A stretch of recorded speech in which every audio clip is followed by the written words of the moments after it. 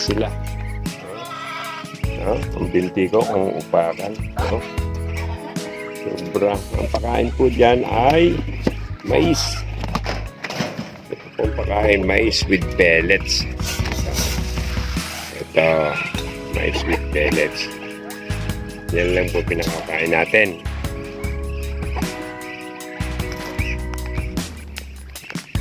Panay ng tawag sa akin. Ito.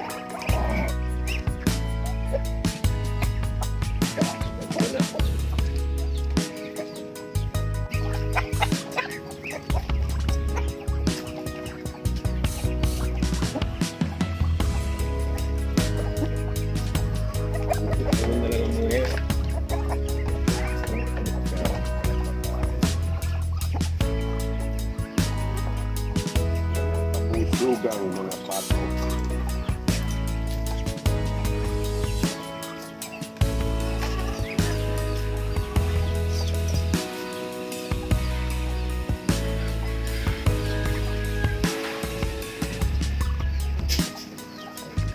Sarap, ang gandang panuod nila.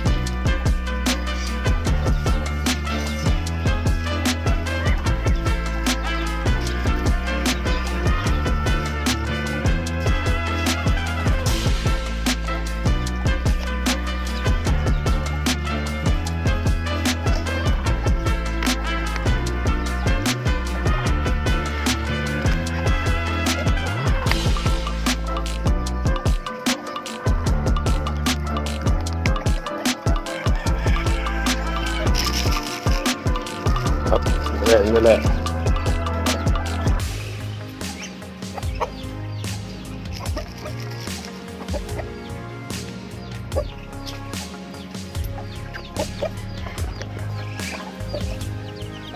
Ano rin yan? 5 Texas ang sabong. And yung anak naman ng aking mga gold. Ayan.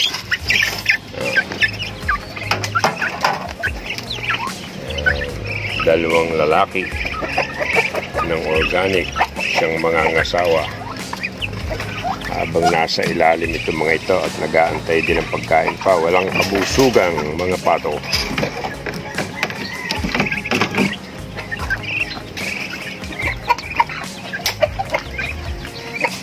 Kabusugan. Yung mga kalapati. Kalapati. Pabo.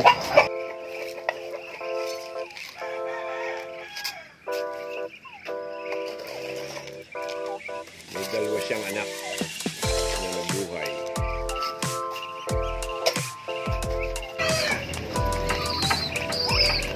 Walang kabusugan ng pato. Yun lang ang paraan. Wala kang tubigan.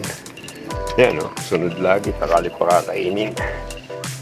Okay, ganyan lang. Siya, namimisa na siya ng marami. 6 na ito.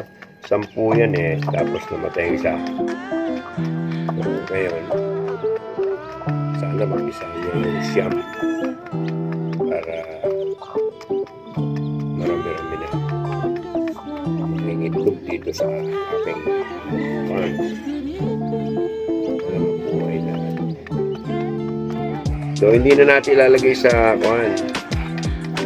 Iilawan, hindi na bayaan natin lumaki siya sa kanyang ina sa inahin para maganda at malakas ang sisibo. Yun po para ang magandang pagpapalaki ng manok. Bayain ang ina ang malaki sa kanyang inahing manok.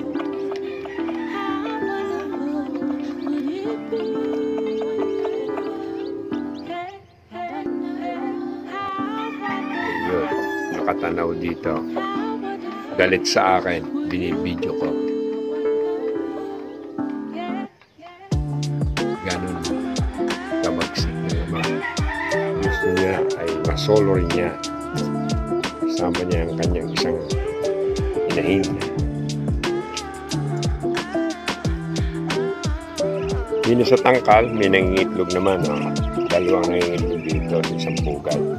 Kung umabot ito ng mga 20 eggs, saka pala naglilimlim. Kaso babawasan ko, ilalagay ko naman sa incubator yung ito.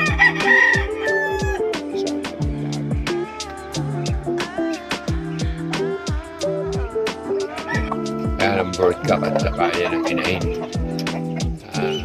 Sweater hats ang lalaki, ang babae naman ay red hill.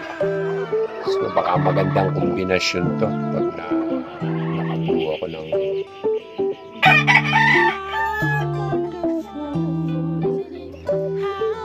ito naman miner blue, anak naman ng aking miner blue. Lumabas ay parang gold.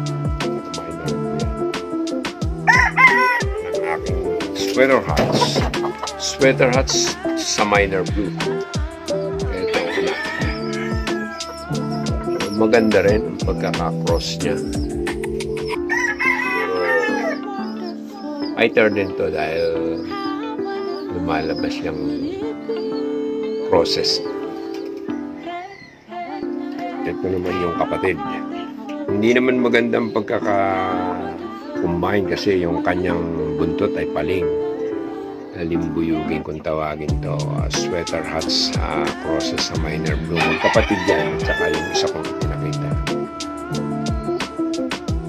Sana magagandang numero. Kahit paling, pakikinabangan pa rin. Yung mga kalapate. Yan. Yan. So meron na rin tong isa. Yun. Meron siyang isang ina.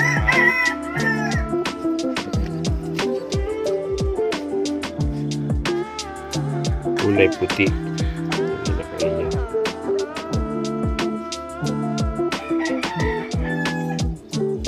Ito kaya nasa ibabaw ay nag-aantay ito na ilabas. Kaya ilalabas natin.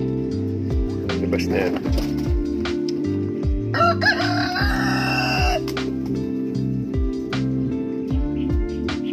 Sa mga pahapon, kukulong na rin bago magsipagtukahan.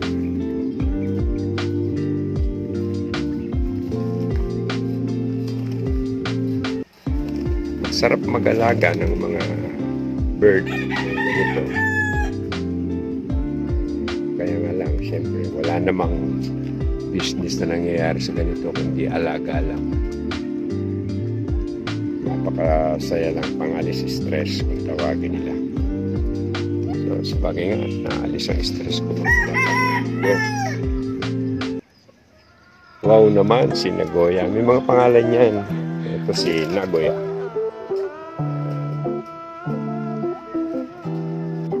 Taksan. Dalawang anak.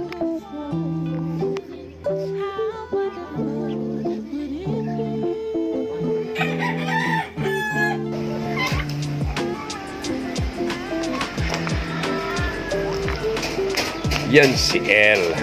Yan, ang gwardiya na si El. Ito naman, tihatay ay si Parker. Good morning. Hello, Parker. Parker. Parker. Parker. Parker. Tangon. Yan si Parker. Ito naman si El. Ang mabait na aso. Nagiging manok na rin to. Kasi sumasampa din sa aking tipi. Oh. Masaya siya. Saya. Hello, Hello, El. Hello, El. Parker. Yan ang aking mga guardian dog dito sa farm.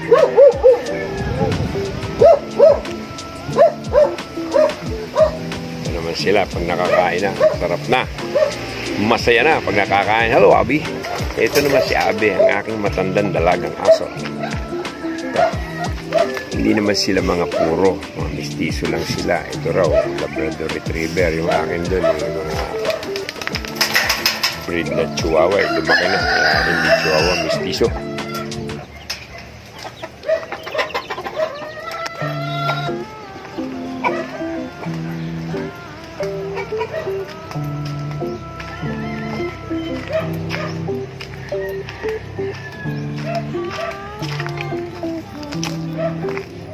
Si Rots, ang guardia sa gate. Hello, Rots. Hello, Rots. Hello, Rots. Ha? Yan ang guardia ko sa gate. Ito naman si Pitts.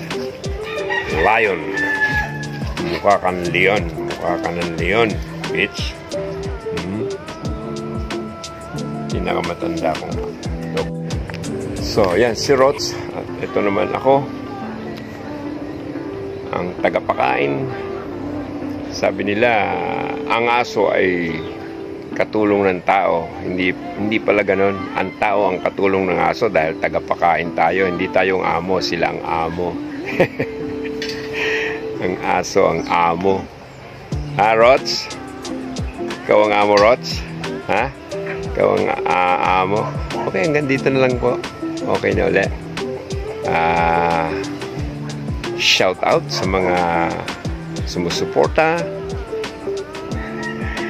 sa mga OFW, seaman, mga silent viewers, at kung ano man po ay ako'y nagpapasalamat at kayo'y sumusuporta.